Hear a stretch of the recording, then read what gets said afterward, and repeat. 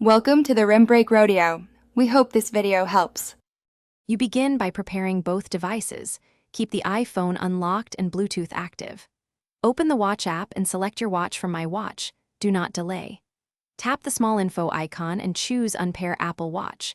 This triggers the only safe reset that preserves or removes your cellular plan as you choose. Once done, the iPhone makes a backup, which allows restoring later. This is why you use the paired phone rather than forcing a reset on the watch itself. Now focus on the mid-stage, authentication and backup. When the app asks, enter your Apple ID password to turn off activation lock. This allows the watch to be erased cleanly. The iPhone then creates a backup automatically. Do not leave the devices or quit the app while it runs. If you have a cellular plan, choose Keep if you intend to pair again. Choose Remove if you're selling. Once the backup completes, the watch will erase and restart, which is expected. Finish by repairing. Power the watch, bring it close to your iPhone, and follow the animated pairing instruction. Choose Restore from Backup to recover your settings.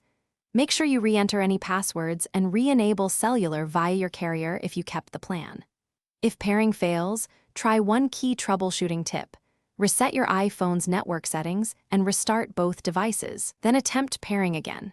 This clears Bluetooth and Wi-Fi glitches that commonly block the only reliable unpair and reset method. Thanks for watching. Consider subscribing if we helped you.